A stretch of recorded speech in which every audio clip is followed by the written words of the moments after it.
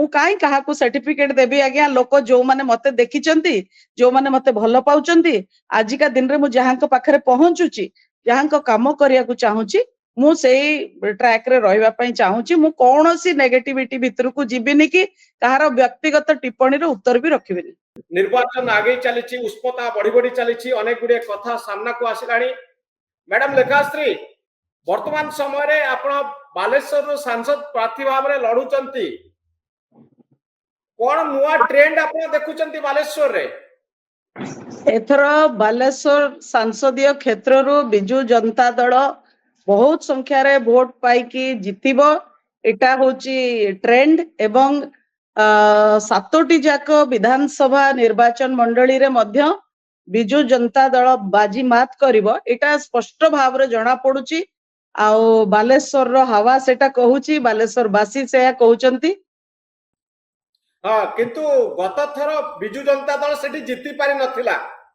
श्रीयुत रविंद्र जेनांकर बहुत बड़ प्रभाव थिला किंतु लोक भारतीय जनता पार्टी आपणकर पूर्व पार्टी को सेठी वोट देइथिले नरेंद्र मोदी को वोट देइथिले एथर एमती कोन हैला जे लोके आ मोदी को वोट देबे नै बीजेडी को वोट देबे? देखंतु लोके जानी सारलेनी जे 25 वर्ष हबो जदि के निरंतर भाबरे सेवा और सुशासन लोकन को पाखरे जोगै देछि सी होचंती माननीय नवीन पटनायक ओडिसा रो मुख्यमंत्री एवं बिजू जनता दल एकमात्र राजनैतिक दल जे लगातार लोकन को पाखरे 25 वर्ष हबो ठिया हिची लोकंकर परिवार वर्ग हिसाब रे रहिची एवं सबु प्रकार रो जन कल्याणकारी योजना पहुंचौची। ते अपर पक्षरे मु निजे गोटे प्रार्थी मु कंपेयर करबा को चाहुनी अन्य प्रार्थी मानक सह बट एटा आपण माने जहा को भी पचारिबे समस्तक मुहरे गोटे कथा जे अन्य दुई दलर प्रमुख दलर जो माने प्रार्थी हेचंती सेमानंकु लोक केबे देखिबा को पांती नाही। जणे 2014 पाखरु दृश्यमान नाहंती आउ जणे आजिका दिन रे भी सांसद थाई कि केंद्र रे किछि दिन मंत्री थाई कि मध्य ना से एटी बालेश्वर आसीचंती बालेश्वर लोकन को पाखर रहिचंती ना से बालेश्वर कोनोसी विकास करिचंती। एटा आपण मते न पचार कि जदी बालेश्वर जे कोनोसी लोक को पचारबे तांका निज दलर लोक को पचारंतु ना से कोन कहउचंदी हमें सुनिबा। तो मते मु ए प्रश्न पचारिथिले प्रसिद्ध प्रताप षडंगी से कहले लेखाश्री केबे लास्ट टाइम जाइथिले टिकट पाइला पूर्वरु बालेश्वर तांको टिके पचारंतु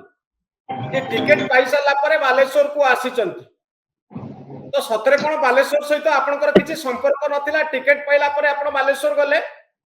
देखंतु मु जदी कहिबी आपण जानिचंदी मु कहिले कथा सब पुनी वायरल हबो पुनी आपण माने घन घन ताकू चलेबे से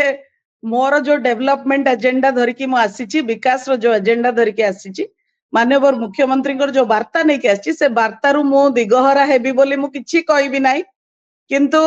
जे जो मान्यवर मो विषय एते टिप्पणी दउचंती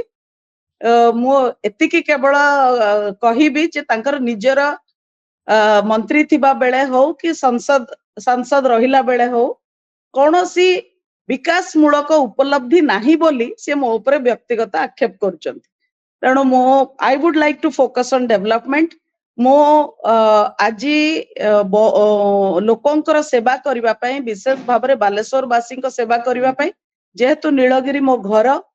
मोर बहुत दिन रो आशा आकांक्षा निश्चित भाबरे थिला जे मो नीलगिरी रो लोकंक सेवा करिवि बालेश्वर रो लोकंकर सेवा करिवि आउ मोर मध्ये योग्यता नथिला बोली मते से सुजोग मिली नथिला। आजी माननीय मुख्यमंत्री मो मुंडरे हाथ रखिचंती मते बालेश्वर लोकसभा क्षेत्र रो प्रार्थी करचंती मो ए सुजोग को हाथ छडा करिवा को चाहू नाही मो लोकंक काम करिया को चाहूची। तेणु मो बालेश्वर आसे न आसे मु काई काहाकू सर्टिफिकेट देबी आज्ञा लोक जो माने मते देखिचंती जो माने मते भल पाउचंती आजिका दिन रे मु जहांक पाखरे पहुंचुची जहांक काम करिया को चाहूची मु सेई ट्रैक रे रहिबा पई चाहूची मु कोनोसी नेगेटिविटी भितर को जीविनी कि कहार व्यक्तिगत टिप्पणी रो उत्तर भी रखिबिनी। Wanna be IAS officer? Join PSC Gurukul, the best boarding school. For +3 teaching and coaching by Bajirao IAS Academy, call 9438 782020.